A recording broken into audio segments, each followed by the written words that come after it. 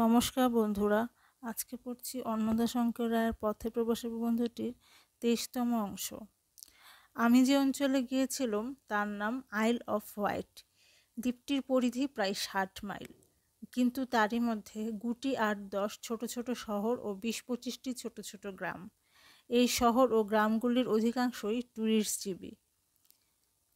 গ্রীষ্মকালে যেসব ট্যুরিস্ট আসে তাদের খাইয়ে খেলিয়ে ঘুরিয়ে ফিরিয়ে তাদেরই দৌলতে বৎসরে বাকি সময়টা নিশ্চিন্তে ঘুমোয়। তখন হোটেলগুলো খা খা করতে থাকে, দোকানপাট কোনো মতে বেঁচে পড়তে রয়, খেলার মাঠে আগাছা গজায়। স্থানীয় চৌকগুলি সাধারণত চাষা, মুদি, রুটি নির্মাতা, মাঝি, জেলে, মজুর। তবু এরাই নিজেদের প্রতিনিধি দিয়ে এইসব শহর গ্রাম শাসন করে। খুব ছোট ছোট গ্রামগুলিতেও স্বায়ত্তশাসন প্রচলিত। শহর যেমন সব দেশেই প্রায় একই রকম, গ্রামও দেখলাম সব দেশেই প্রায় একই রকম। মুক্ত প্রকৃতির মাঝখানে ইট পাথরের দেয়ালের উপরে খড়ের চালা বা টালির ছাদ, দেয়ালের গায়ে লতা উঠেছে, ছাদের উপরে ঘাস গজিয়েছে, এরই নাম কটেজ। তবে নতুনের সঙ্গে সন্ধি না করে পুরাতনের গতি নেই।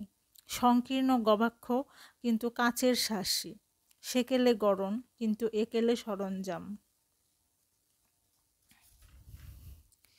মুদির দোকানের ভিতরে ডাকঘর বসেছে, তামাক চকোলেটের দোকানে টেলিফোনের আড্ডা, রেল স্টেশনের ভিতরে সস্ত্রীক স্টেশন মাস্টারের আস্তানা।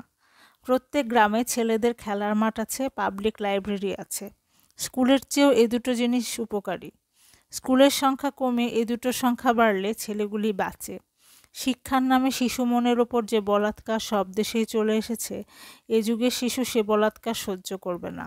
শিশু চায় স্বরাজ, তার নিজস্ব চিন্তা সে নিজেই খুঁজে নেবে। শহর ও গ্রামগুলি যেমন পরিষ্কার তেমনি পরিপাটি। ক্ষুদ্রতম গ্রামেরও পথঘাট অনবদ্য এবং বাড়িঘর সুখদৃশ্য। অতি দরিদ্র ঝাড়ুদার যে বাড়িতে থাকে সে বাড়িতে বাইরে বেল আছে, তার কাচের জানালার ওপাশে ধবধবে পর্দা, যথাস্থানে সন্নিবেশিত অল্প বিস্তর আসবাব। মস্ত গৃহটির বাইরে ভিতরে এমন একটি শৃঙ্খলা ও পারিবাট্যের আভাস যে তেমনি আমাদের ধনীদের গৃহ বিরল। ধন নয়, মনই রয়েছে এর পেছনে। সে মন ভোগ তৎপর মন। সেইটি যদি থাকে তো উপকরণের অভাব হয় না। যা জোটে তাকেই কাজে লাগানো যায়, যা জোটে না তাকে অর্জন করে নেওয়া যায়। এই সংকেত আমরা জানি না, কেননা পরলোকে বাসা বাঁধবার ব্যস্ততায় ইহলোকের বাসাকে আমরা এক রাত্রির পান্থশালা ভেবে এসেছি, তার প্রতি আমাদের দায়িত্ব মানিনি। যে দেহে বাস করি সে দেহকে যেমন অনিত্য ভেবে অনাস্থা দেখাই, যে গৃহে বাস করি সে গৃহকেও তেমনি অনিত্য ভেবে অবহেলা করি।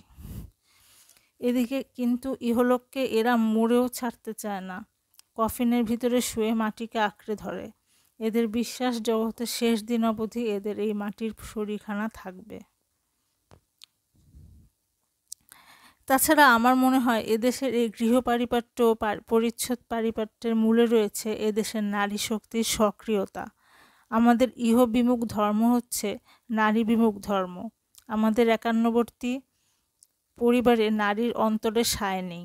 আমাদের গৃহ নারীর সৃষ্টি নয়, গৃহের বাইরেও নারী আমাদের সৃষ্টি করতে পায় না।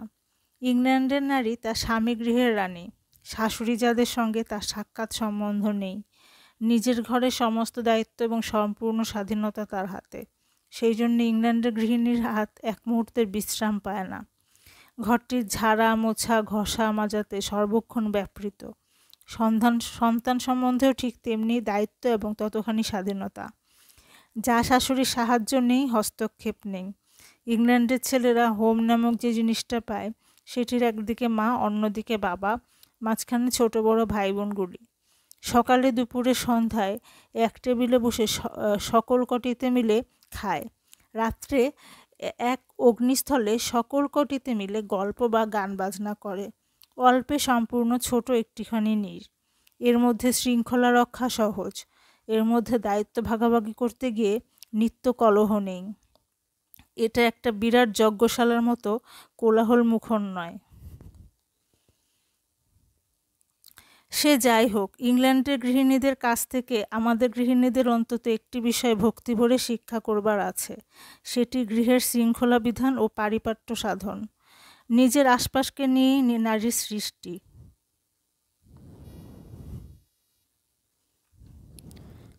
নারীর আভামণ্ডল হচ্ছে নারীর পরিচ্ছদ, নারীর গৃহ।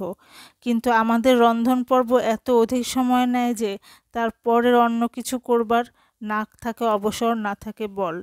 অথচ গ্যাসের উনুনের সাহায্যে এদেশের দরিদ্রতমা গৃহিণীরাও আধ ঘন্টায় একবেলা রান্নার চুকিয়ে দিয়ে নিশ্চিন্ত। তারপরে হায়ার পারচেস প্রথার প্রবর্তন হয়ে অবধি গরিবের ঘরেও আসবাবের নিঃস্বতা নেই। অনেকের একটি পিয়ানো পর্যন্ত আছে। কোন বিষয়ে খরচ কমিয়ে কোন বিষয়ে খরচ বাড়াতে হয় সেটা একটা আর্ট। খরচ কমানো মানে কেবল টাকার খরচ না, সময়েরও খরচ। আমাদের দেশে যা দাসীর কাজ, এদেশের গৃহিণীরাও তা যন্ত্রের সাহায্যে সংক্ষিপ্ত করে স্বহস্তে সারেন। তার ফলে যে টাকা ও সময় বাঁচে, সে টাকায় ও সময়ে বিদ্যাবতী, কলাবতী, স্বাস্থ্যবতী হওয়া যায়। গ্রামে দেখলুম প্রায় প্রত্যেকেরই বাগান আছে।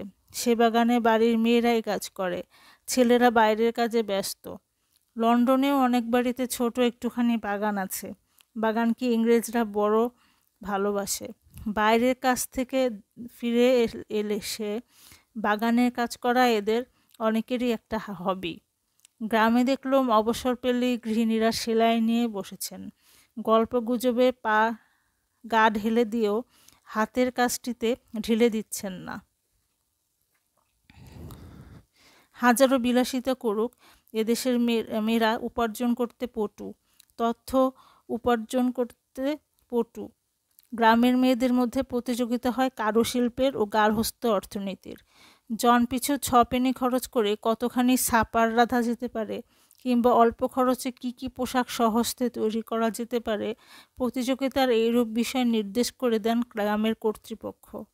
অনেক বাড়িতে যে বাগান আছে, সেই বাগানে পর্যটকদের চা খাইয়ে অনেকে সংসারের আয় বাড়ায়। এইসব টি গার্ডেন ছাড়া অনেকের বাড়িতে বা ফার্ম হাউসে 2-3টে ঘর খালি থাকে, সেখানে পেইং গেস্ট রাখা হয়। অধিকাংশ গৃহস্থের মুরগি, শুয়োর, গরু ইত্যাদি প্রয়োজনীয় পোষ্য আছে। অর্থাগমের ও অর্থ সঞ্চয়ের মতো উপায় আছে, কোনোটাই কেউ পারতপক্ষে বাদ দেয় না।